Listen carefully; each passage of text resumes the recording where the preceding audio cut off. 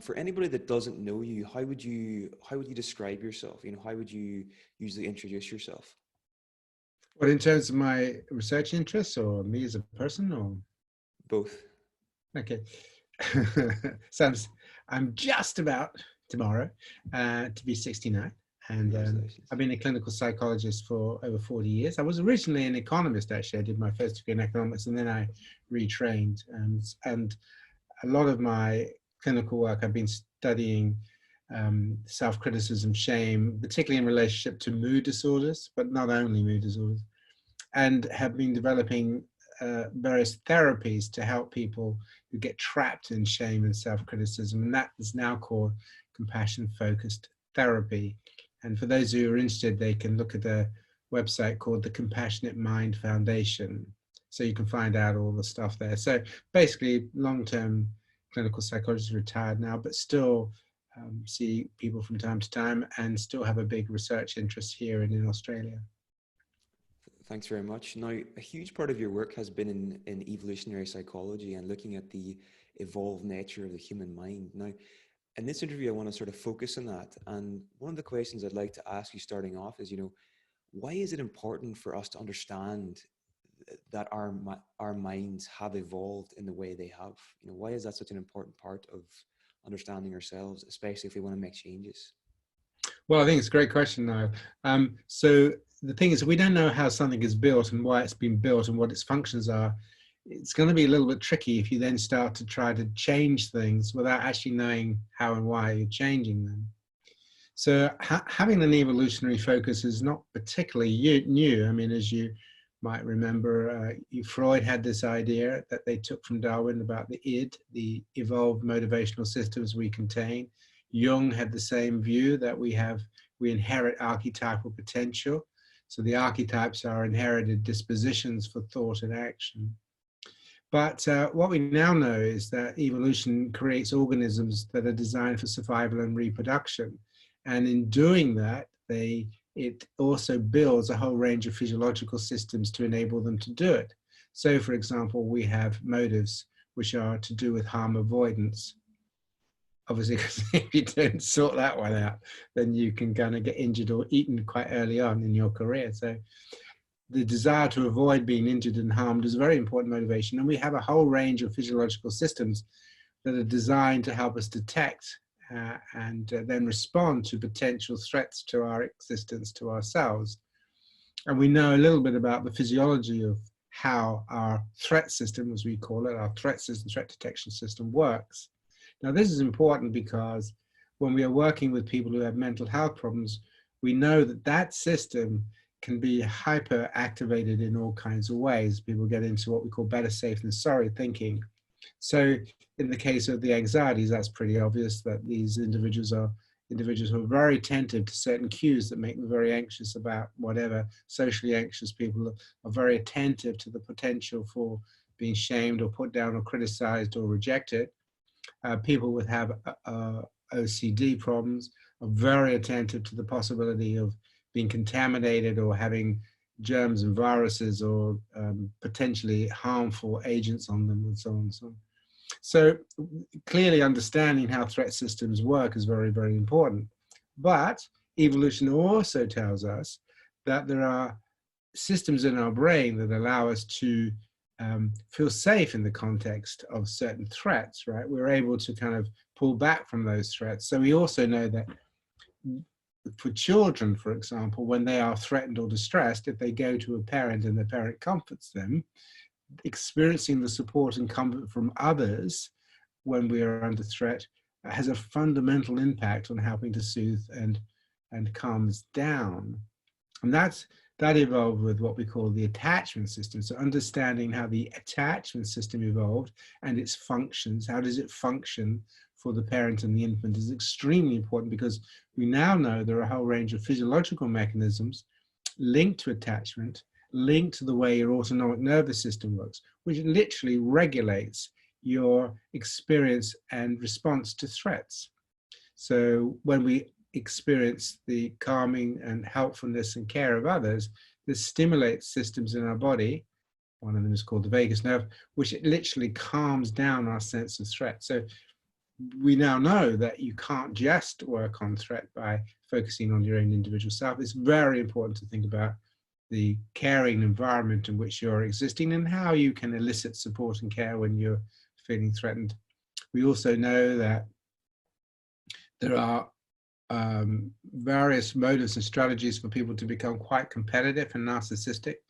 And we know that one of the problems in the world is that we have cultures which are activating or working on or stimulating some of our motivational systems that are actually quite harmful. So some of our intense competitiveness and social focus and so on and so on actually is quite harmful. So coming back to your question, understanding how the brain evolved, understanding the motivations and emotions that are sitting in our heads that we didn't choose, it's all been built for us, not by us, but also understanding how cultures and relationships can bring out the best and the worst in us is really quite fundamental. Otherwise, we have a rather naive view that humans are all nice. Really, it's just that they get screwed up by various things, or we're a blank sheet and we can just kind of write any program as we want. I think probably the best sci-fi series I've seen on that is called Westworld, and that's all about understanding the programs of the mind, what we've been programmed to do, what our basic motivations, what our basic desires are. They've all been built in by evolution. Mm. Now that's super interesting. Just going back to something you said earlier, I was watching one of your talks and you were saying, whenever you experience like an extreme trauma or you get some really bad news, like one of the first things that you do, you don't write things down, you don't fill out thought forms. You pick up the phone to someone that you trust and that you love or whatever, and you tell them about it, because we just have this built into us, to seek out caring from others in those situations. That's absolutely right. That's absolutely right. And the reason that is like that is because we are a deeply social species. We are the most social of all the species. I mean, you could argue about ants maybe, but humans are deeply, deeply social. And we have a lot of physiological systems in the brain and in the body that are very receptive to supportive, caring signals, right? That's very, very important. And that's our natural tendency when anything threatening happens. Who will help me? Because that's the most evolutionary advantageous thing to do. The ways in which we often do therapy can be very useful, but that's not our natural way of helping us to regulate our emotions. Our natural way is to seek out that which is helpful to us and calms us down or supports us or can help us in various ways. Yeah, big time. So there's a concept called I think it's the environment of evolutionary adaptedness. And this is sort of the environment that we evolved in for most of our evolutionary history. And do you think that a lot of our mental health problems and everything that we experience today are caused because we're living so far out of tune with this environment that our biology is wired for? And I've heard you mention things like, hunter-gatherers were quite altruistic by nature because they had to be. Back then, were these groups sharing, were they caring more so than we are today? Yes, that's absolutely right. And that's a general view. It's not particularly my view. It is my view, but it's not, I didn't originate this view. This view has really been around for a while and is getting stronger and stronger. There's a wonderful book by a guy called Chris Ryan called Civilized to Death. And that's basically your story that you just told, that hunter-gatherers, we developed a social brain because we're not particularly fearsome. We don't have claws and teeth and stuff like that. We're quite easily injured. So we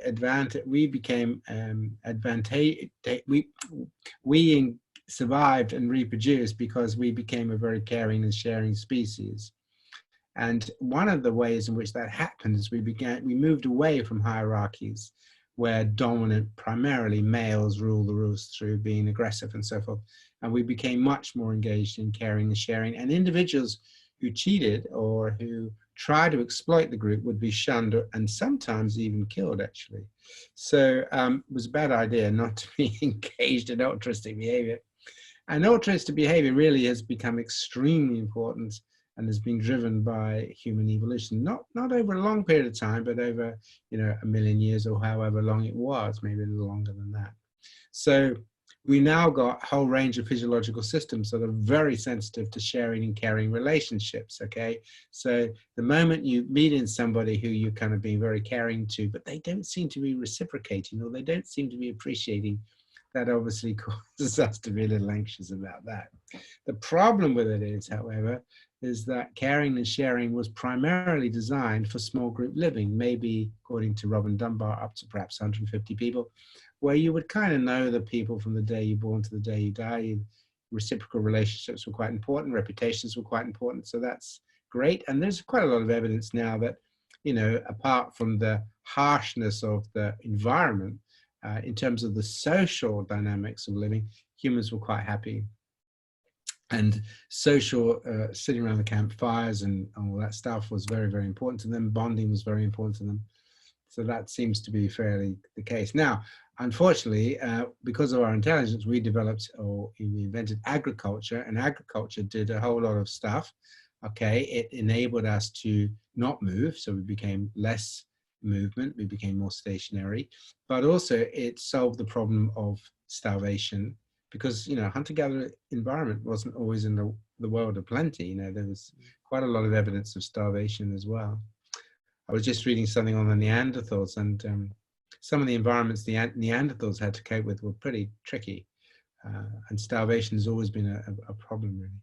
So agriculture solved all that, but husbandry, as we now know, introduced a lot of viruses into the human population. So we've often been decimated by viruses that have jumped from animals, but more importantly, because we generated resources that, rather than sharing and caring, we actually started to control and hold. And controlling and holding strategies are much more of the typical primate ways, where the dominant individuals get more of the action than the subordinates. The dominant individuals take the lion's share, if you can say that, of resources, and they try and suppress and inhibit their subordinates from getting the share of the action. This is certainly true for sexuality, but it's also true for things like feeding and so forth. So the subordinates always do rather not so good. And what we see in the movement of agriculture is a drift back to those strategies where dominant individuals start dominating the groups and subordinating those below them.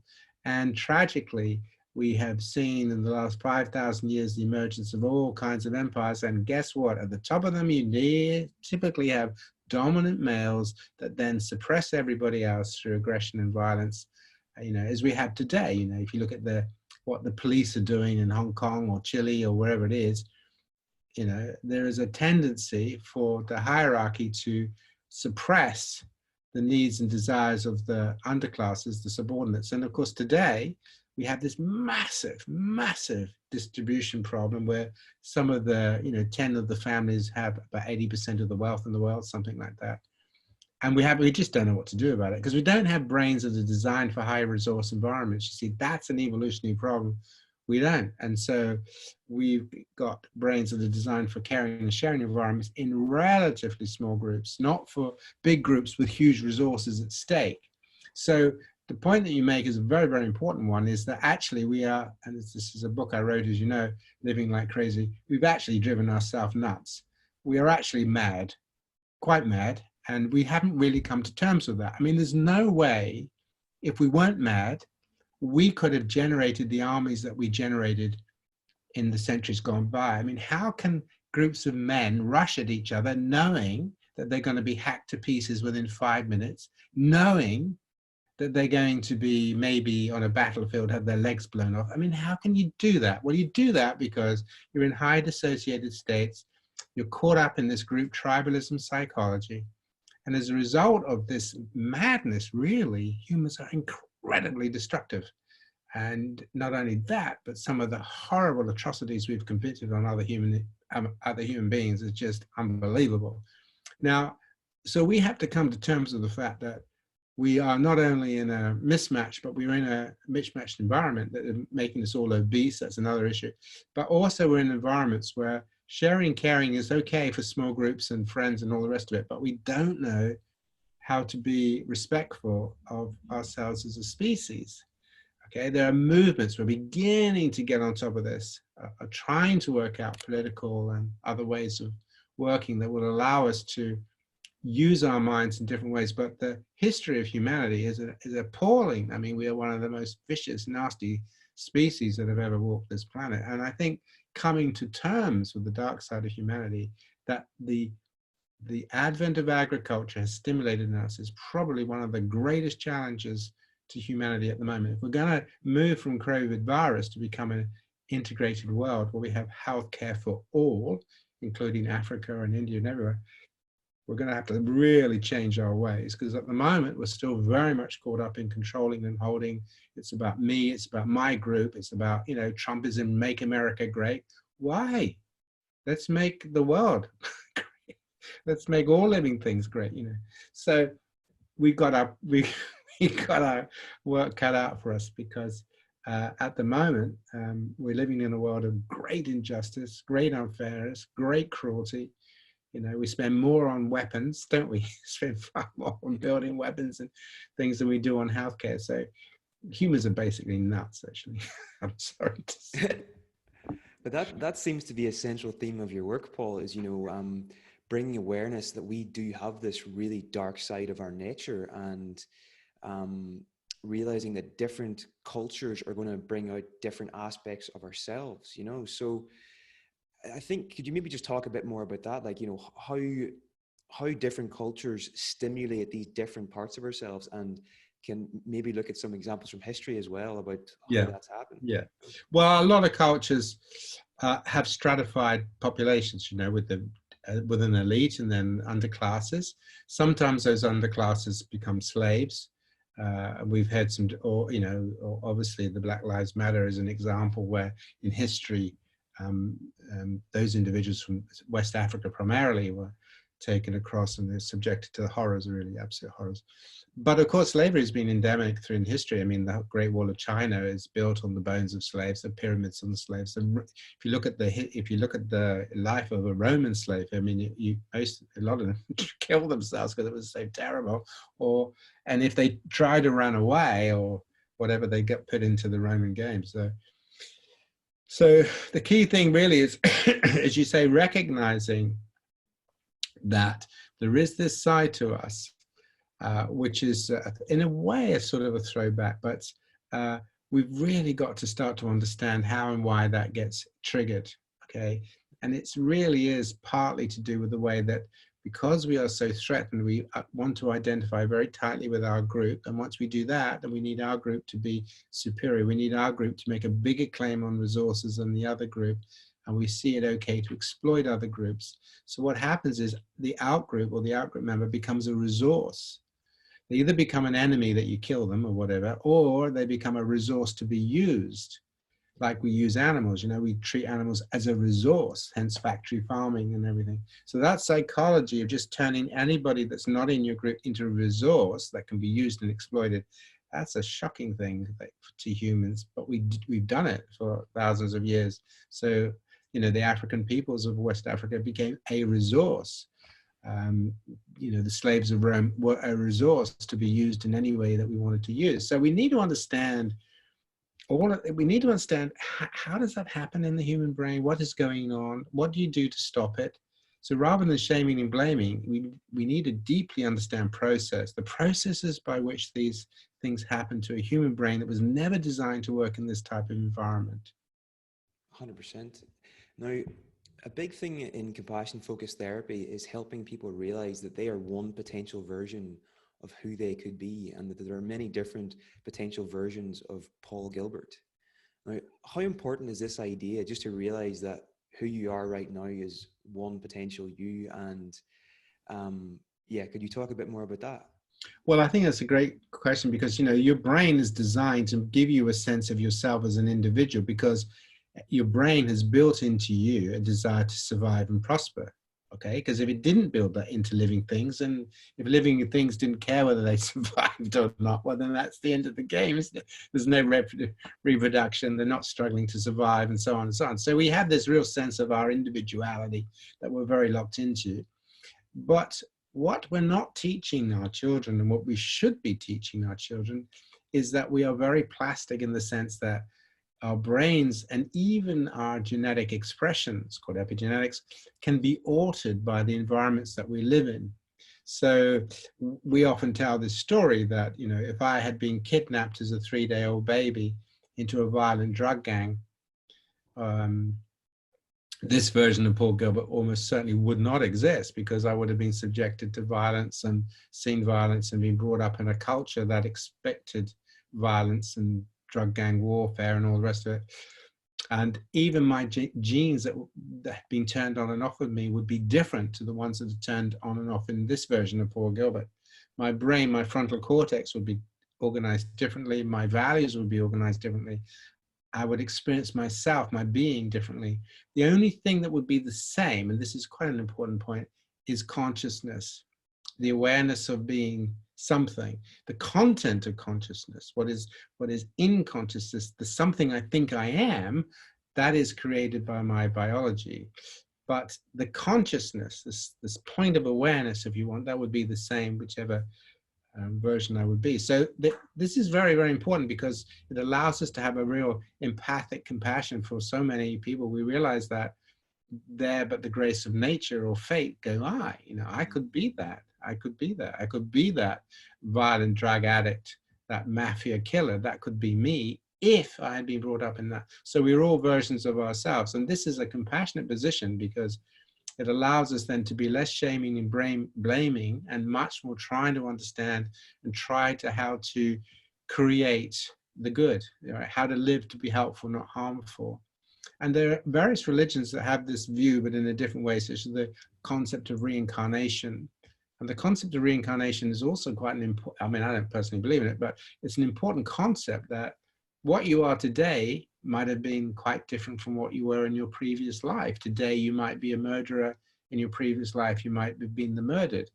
Today, you might be a male. In your previous life, you might have been a female. So the idea of this fixedness, this is me, this is what I am, this is an illusion, and pretty impressive illusion, but it's a biological illusion to make that your organism, to work as hard as you can to survive and reproduce, and you don't want to die and all that stuff. But it's a problem, because we are just versions of ourselves, and we need to understand that. And therefore, collectively, as a species, as a society, we need to think about how do we create the conditions so that the versions we become are primarily orientated towards pro-social behavior, that the versions all humans become are to be motivated to be helpful to each other, not harmful or aggressive or exploitative to each other as best we can. And that's, I think, one of the great challenges for humanity in the decades to come, of recognizing that we're all versions. Certainly there are genetic variations. Some individuals are a bit more pro-social than others. Some individuals are a bit more psychopathically orientated than others. But generally speaking, if we create the right environments with the right education, with the right supports, with the right social justice, humans have the potential to be pretty amazing. I mean, you can think of what's happened in the COVID virus. You can think about how people on the COVID wards have really laid down their lives to save others. Okay, so we can be amazing, but we've got to be a lot more clever, a lot more disciplined in recognizing it's all about context.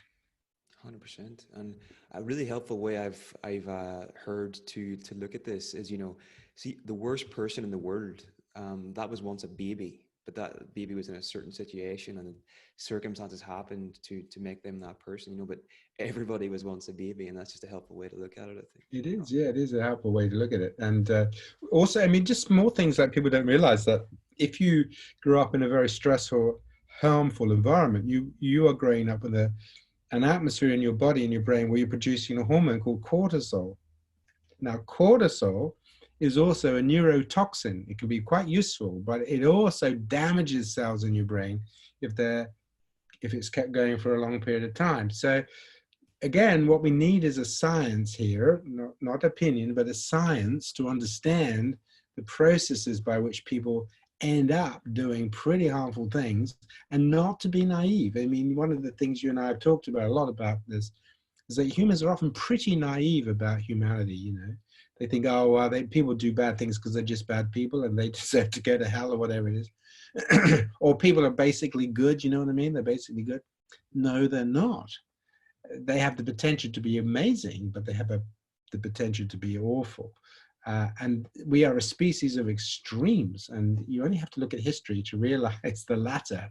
But I think gradually, we are moving gradually to a desire to live a more compassionate life, to have greater social justice. I mean, the Black Lives Matter is an example of coming to terms with how do we address terrible injustice. How do we address that, right? But at least we're starting to become aware of it, and we're starting to think about it. And all over the world, people are beginning to think about it. So the plight of women, I think, are better now than they were 300 years ago, and so on. So we are moving, we are gradually moving, but there's a lot of work to do. And all of us have to stop blaming and start understanding, start creating the context that will bring out the best in us, not allowing this neoliberal competitive nonsense to continue to reign, because that is just a disaster. Basically, it just creates this terrible social injustice and division and so on. 100%. So now what I'd love to talk about, Paul, is the basic structure of the human mind. Now, I've seen you talk about this before, and you divide it into 4 different things. Could you maybe tell us about that there? Well, I mean, there are lots of ways you can develop this stuff. And again, this is based in psychology, not for me particularly, but firstly, understanding what motives are. So motives are things that guide you. So you can be motivated to, not be injured. You can be motivated to eat. You need to eat. You can be motivated to make friends. You can be motivated to have sexual relationships, to have children, to have a career. So these are things that are guiding you. And what motivates you is really quite important, because it organizes so much else in your mind. So, for example, if you're motivated to be caring and sharing, you're going to have a very different mind than if you're motivated for vengeance, or you're motivated just to make as much money as you can and screw everybody else. So motivation really, in our model, is absolutely crucial. And understanding how motivations are developed and emerge and are culturally shaped is very, very important. At the next level, then you have, and the caring motivation, of course, for us is the big one.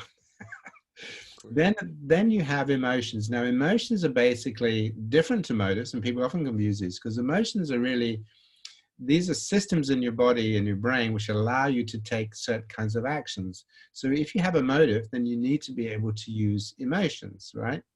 So if I have a motive for, say, sexuality, I'll also have feelings about that. So I'll get excited about the possibility, or unhappy about being disappointed, or have certain kinds of emotions associated with the action and so forth.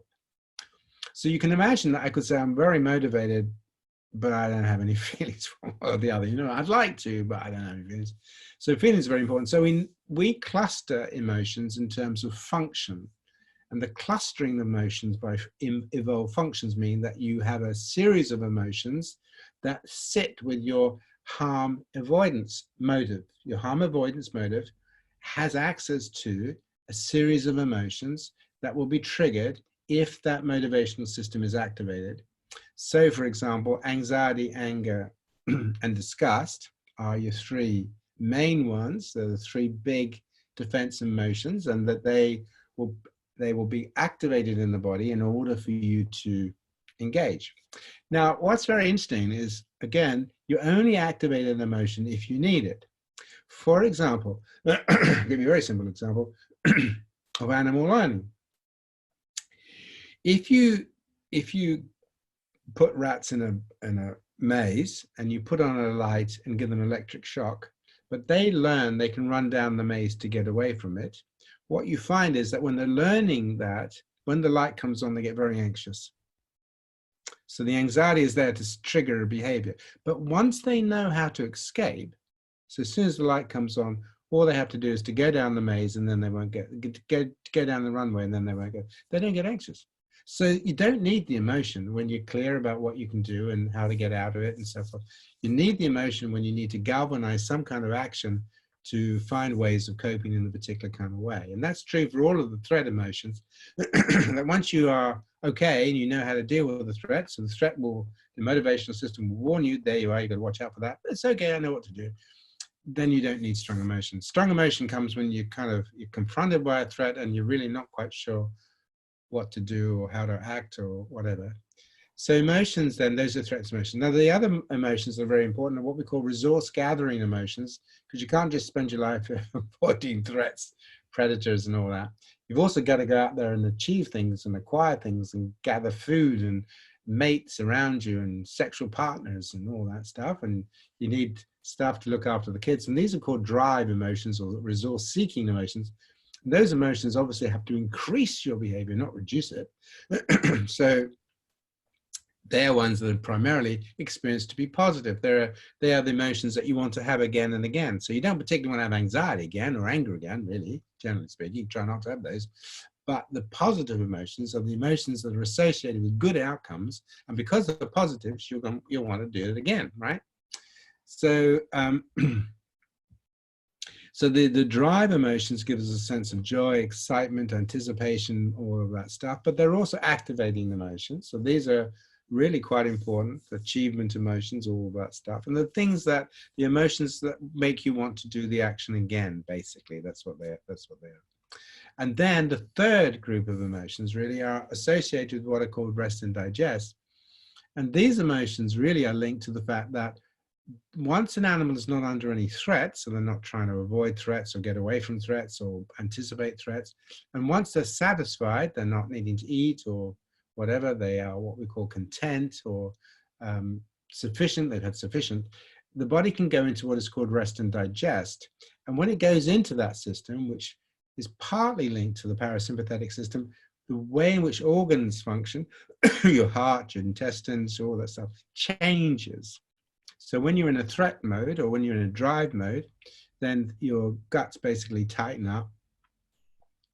But when you're in the rest and digest system, when you're relaxed, you're not trying to achieve anything, then your guts basically relax. And there are many, your heart slows down and blah, blah, blah.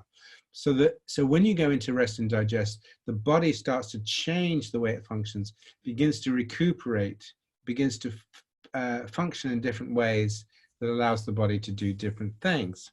So rest and digest, then, this slowing down, allowing the body to recuperate, all of that stuff is extremely important for animals. Otherwise, they'd always be in drive, and then they get exhausted and the organs will get burnt out and stuff. So this is very important. And the emotions associated with that are generally ones of relaxation, contentment, peacefulness.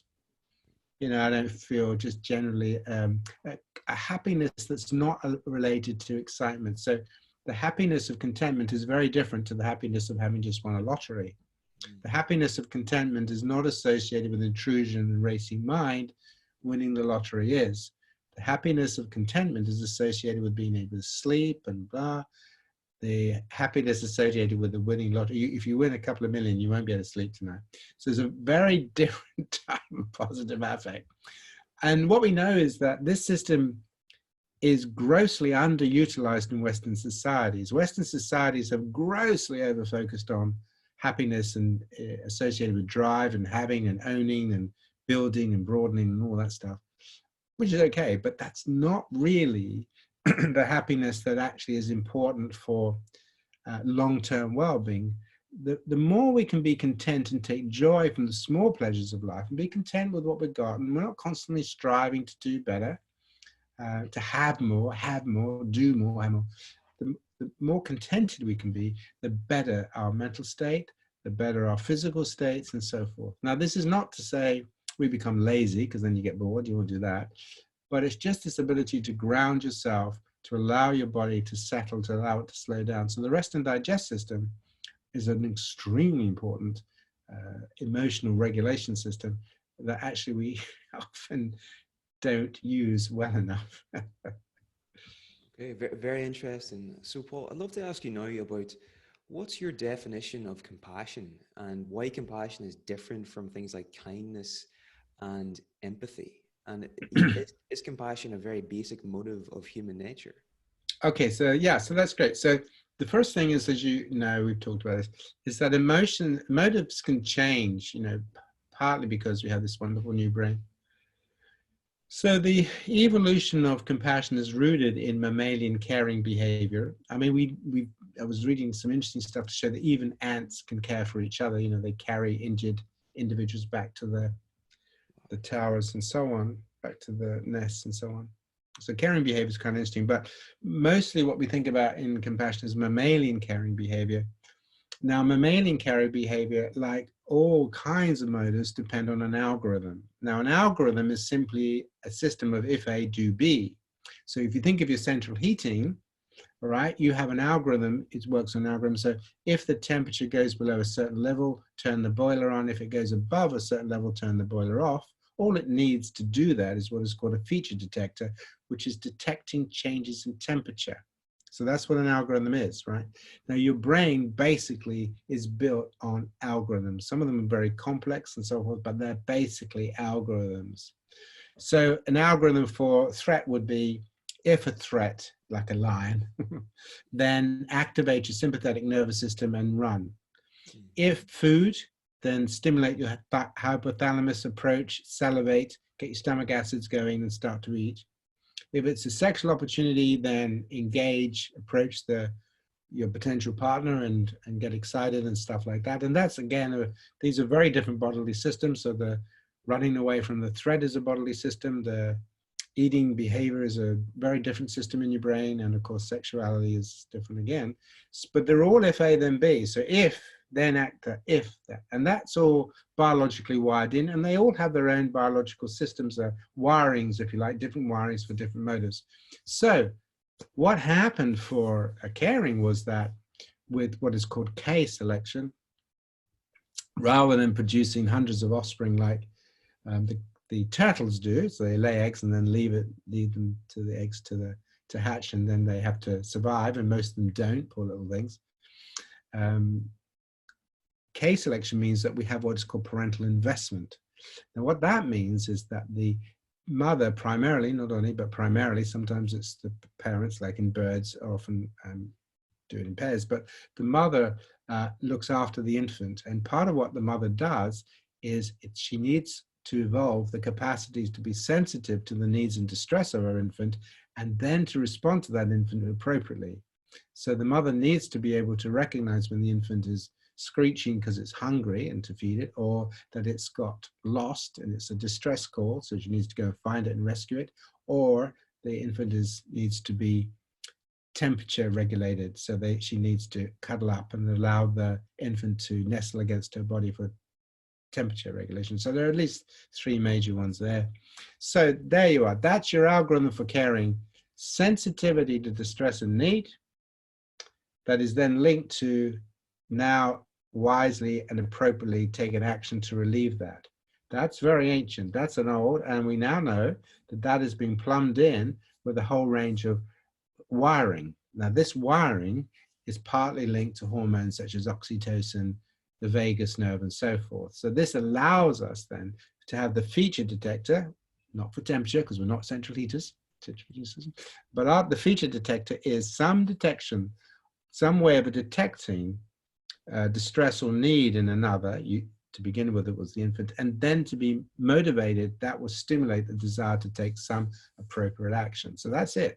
So compassion can be defined in terms of the caring algorithm, which is sensitivity to distress in self and others, with a commitment to try to alleviate and prevent. Now, Chodin and I, we added in prevention into the definition because it often isn't there, but it's a very important issue, this, because when you're into prevention, you're also into addressing needs, because if you don't address needs, then you run up into trouble, and that means you can anticipate needs, so that a mother can anticipate that the infant will need this, and therefore, if she provides for that need, then when that need's met, the infant doesn't get distressed in the future. That's a little bit more complicated. So then we say, okay, so we now have the algorithm for compassion. How does from caring, how does it become compassion? Well, this is because humans have have evolved a fantastic array of cognitive abilities which allow us to think and reason and plan and anticipate. We have a range of abilities which are basically empathic abilities. Animals have it to a degree, but nothing like humans. And we have a range of abilities that are to do with a certain type of conscious awareness. We are conscious of being conscious. We have a type of self-consciousness that no other animal has. And that, of course, is the basis for mindfulness. Because as far as we know, no other animal has these abilities. They don't have what we call intentional, knowing intention. They have intentions, like a lion will hunt an antelope or something like that. So it's clearly intending to hunt and kill, but it doesn't have a knowing intentionality. It's not aware of what it's doing and why it's doing. It couldn't suddenly break off and say, you know what, all this killing of antelopes, I don't like it. I'm going to become a vegetarian. It can't do that. Humans can, right? Humans have this amazing. So that's why we can take an algorithm like sensitivity to stress and bring in this intelligence, and then we end up with modern medicine, right? We use our intelligence to not only to be sensitive and to begin to understand the nature of suffering. I can understand your suffering because you have a virus. I can understand your suffering because of X, or where you've broken your leg. And now I can work out what to do about you. No animal can do that. No other animal can do that. So that's fundamental. So whereas other animals engage in caring behavior, absolutely, what makes us, what turns caring into compassion, is this ability to bring this amazing intelligence to the motive to be caring.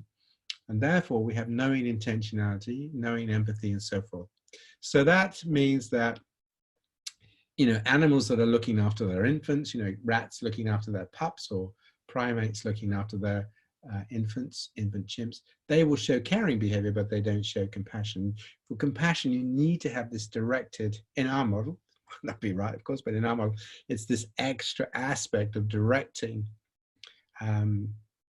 that. I mean, Jane Goodall actually makes the same point, but in a slightly different way. She points out that, you know, chimpanzees can be very harmful and they can even kill each other, but they're not in, because they don't have intentionality and this knowing intentionality, you can't accuse them of being sadistic because they don't really know what they're doing.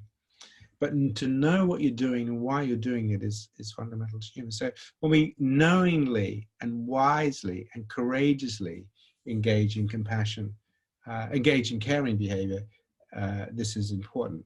Now, the other point is that the emotion that you have when you're engaging in compassion depends on the context. So, for example, if you're a firefighter going into a burning house, you're not going to be in a calm mind and I'm just going into that burning house to save this child. Okay, you're going to be in a really quite highly aroused mind, anxious mind, but it's the motive. The motive will carry you there to keep your attention on how am I going to get this child out of this house, right? It's the motive. If, on the other hand, you're fighting injustice, your emotions may be one of anger. And now you need the skills to be able to be a good orator or to have the bravery to fight injustice or whatever.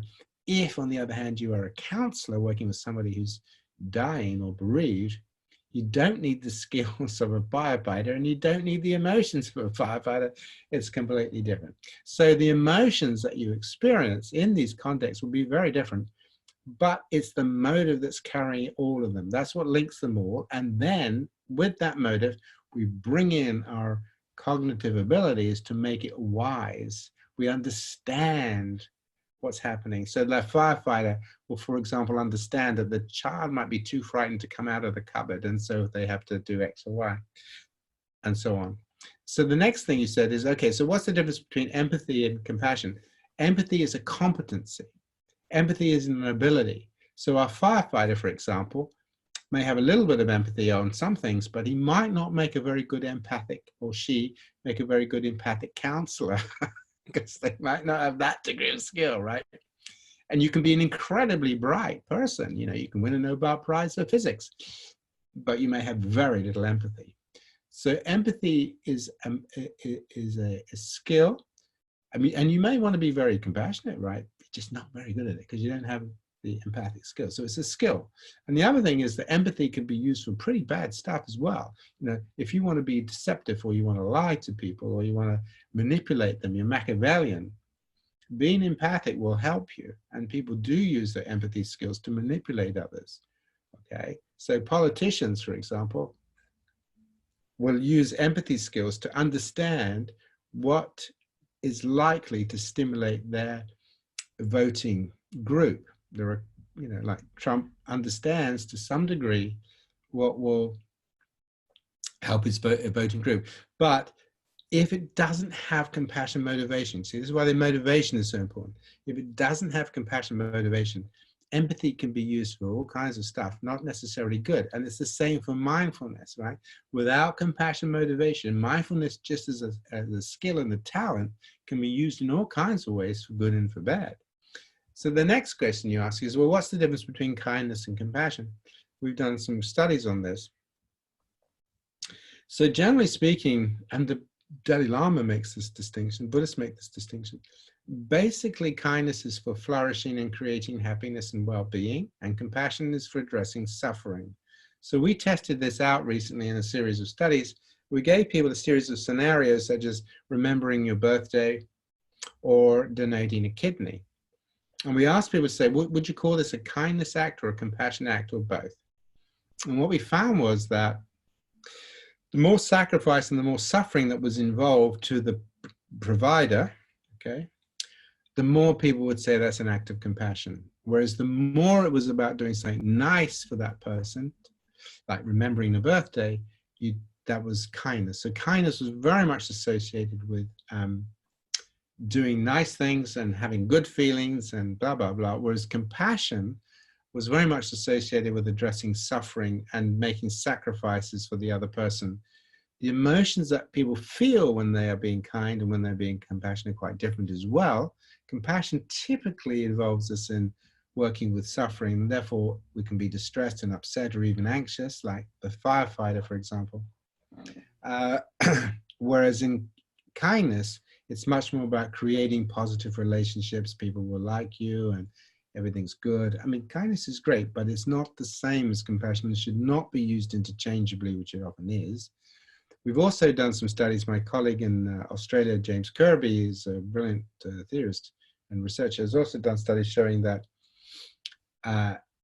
if you ask people about compassionate acts they will do for people they like or dislike, what you find is, for the most part, if people dislike others, they're still prepared to be helpful to them if the other is struggling, okay? So if you, for example, you don't like, I don't know, let's think about a particular political leader. You don't like this political leader, you probably wouldn't want to give them a birthday present or help them to flourish or get on in their careers. You're not going to do that. But if you found they'd been in a car accident and they were bleeding and they needed help, you probably would then call the ambulance and sit with them and try and hold their hand if they were in pain. You know, you probably would do that. So you're prepared to help them if they're suffering, even if you don't like them, but you won't be kind to them if you don't like them. So there are lots and lots of differences between kindness and so on. Also, I think when you're working clinically, we find our patients are not terribly keen on kindness, but if you talk to them about the courage and the wisdom and the determination of compassion, that's another matter. And one other issue, which many people will know, is that for those of people who are religious, I'm not particularly religious, but we talk about the compassion of Christ. The concept of the compassion of Christ is an extremely important concept, and it captures it very, very well. We don't talk about the kindness of Christ. Or if we do, we talk about it in a different context. We don't say, oh, you know, Christ died for us on the cross. What a kind man. What a really kind man to do that. No, we don't. Because we intuitively understand kindness and compassion are really quite different phenomena. They overlap, of course. They're not so different. But compassion is really all about the sensitivity to suffering, and this real commitment, this courageous, wise commitment to try as best we can to address it. 100%. That's the first time I think I've properly realized just how foundational compassion actually is, and so many other things flow from it. Yeah. Just a couple more questions now to finish up, Paul. When someone comes to a compassion-focused therapist and they're looking to make a change in their life, say they're just overly self-critical, practically speaking, how does that compassion-focused therapist help them start building a more compassionate mind? Like what sort of things would the therapist have that person do? Okay, so the first thing is we begin to understand the algorithm of the compassion. So you understand the algorithm of the compassion. And the way that you might do that is helping the other person understand what compassion is, because a lot of problems you have in the early days of compassion-focused therapy is people don't really they don't make a distinction between kindness. They think it's just being nice to myself or letting myself off the hook hook. I've even seen things, you know, go and have a hot bath, be compassionate to yourself. And I mean, there's not compassionate actions, not really. I mean, they can be, I suppose, but the key thing is developing the courage to face up to and work with the stuff that's tricky. So one of the things you would say to somebody is, how do you see compassion? And they usually tell you it's about kindness or whatever. And then you say to them, well, look, I think you also have another type of intuitive wisdom about compassion. Supposing you had a wonderful friend that you love this friend, bring that friend to mind. See how you love them. Okay, now imagine your friend phones you up and says, I've got to go to hospital for an operation, but I'm hospital phobic. I can't go. And they're crying on the phone. How would you respond to them? And so you discuss with the patient, right? How would you respond to your friend? And guess what happens? They normally say, oh, well, then I'd listen to them and I'd be very distressed by their distress. I'd be upset for them and I'd realize how difficult it is to do things when you're so frightened. So you say, okay, so you'd be very sensitive to them, very sensitive and understanding that, yes, I would, yes, absolutely, absolutely. You wouldn't tell them to don't be stupid and pull themselves together and don't be, you know, no, I wouldn't do that. Okay, so you understand you wouldn't do that. You would try to be sensitive. Yeah, I would try to be sensitive. Okay, and then what would you do? Oh, I'd try to work out with them what would be helpful. So maybe I'd go with them to hospital. So why would you do that? Oh, I think if you're frightening, having somebody with you really helps you. Oh, so you understand that as well then, do you? That when you're struggling, when you're frightened, when you're having difficulty, having somebody that cares about you, that supports you, encourages you there with you, that helps you. Yeah. You have immense wisdom about the nature of compassion. That's absolutely what it is in our therapy, about learning how to be sensitive to difficulties, not criticizing or bashing or whashing, and learning that when we can create a sense of internal encouragement and support, we're much more likely to face things that we're frightened of than if we just whack into ourselves, because that just beats us down further. You already understand that. You have great wisdom about this. We just need to help you develop that for yourself. So what we're going to be doing over the next course of the therapy is teaching you ways in which you can learn how to be sensitive to your pain, how to tolerate the things that are causing you so much trouble. We're going to show you some breathing exercises because this will get your vagus nerve going. So we'll show them how to get the body to support the mind, all that stuff. We're going to show that.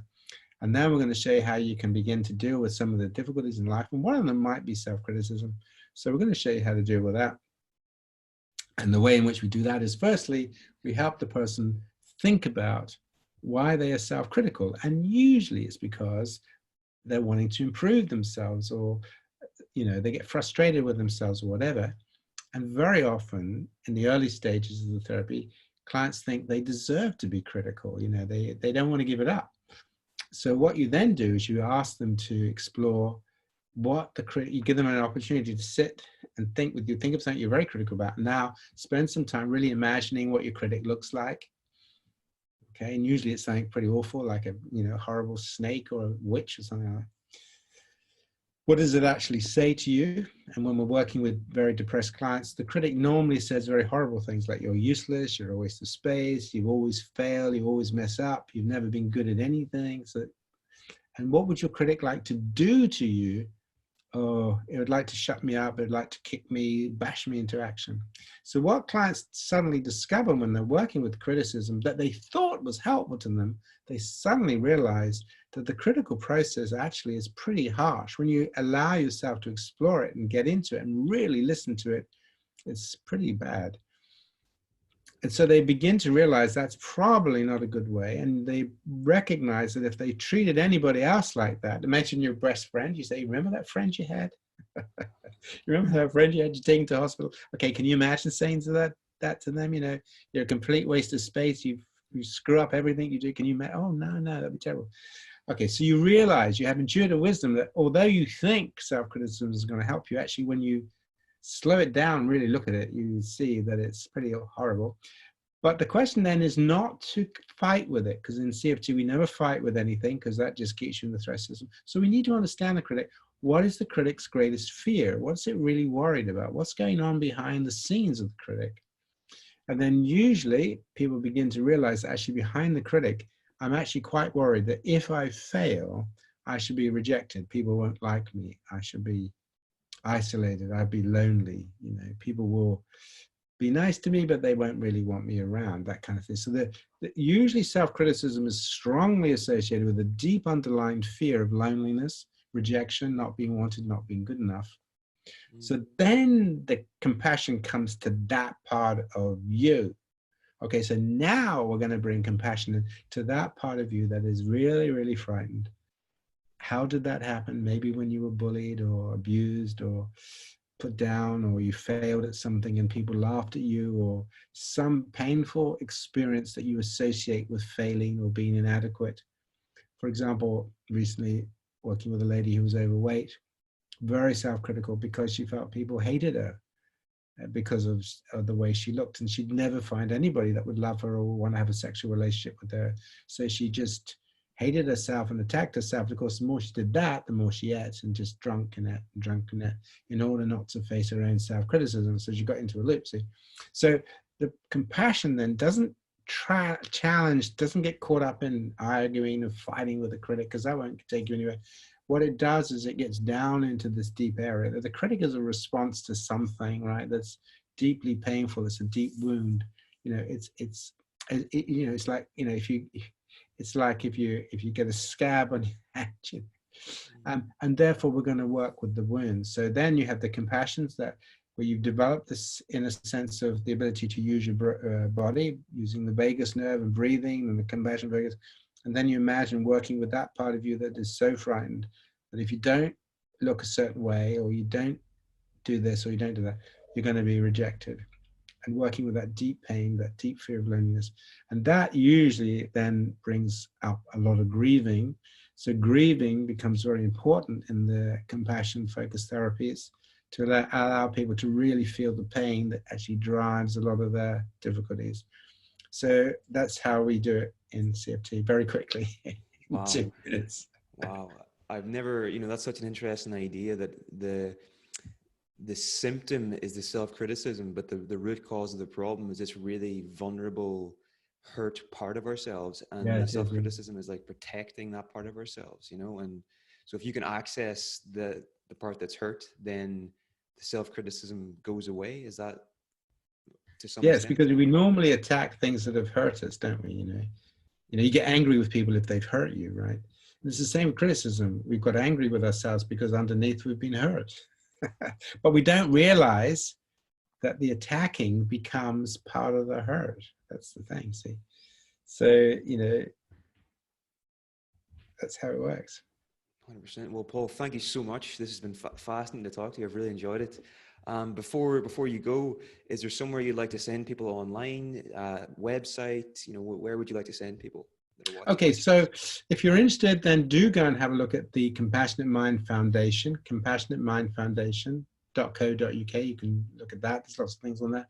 And if you wanted to see a whole series of talks about how you can use compassion to help yourself with the stress of what's going on and in general, then that goes to Compassionate Wellbeing, www.compassionatewellbeing.com.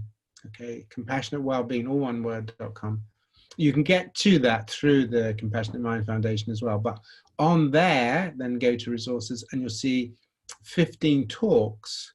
Some of them are a little bit on the long side, I'm afraid, but all about how compassion evolved, how we use it, how it works in our body, how we can develop breathing exercises and body exercises and mental exercises to stimulate compassion, and how we can use it for self-criticism. There's 2 talks on self-criticism. And so on. So that might be useful to you.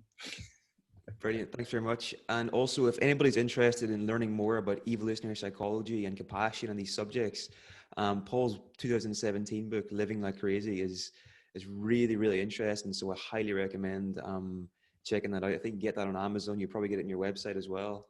Yes. But yeah, it's definitely worth the read. So Paul, thanks again, and we'll speak soon, okay? Thank you so much for inviting me, and I hope it's useful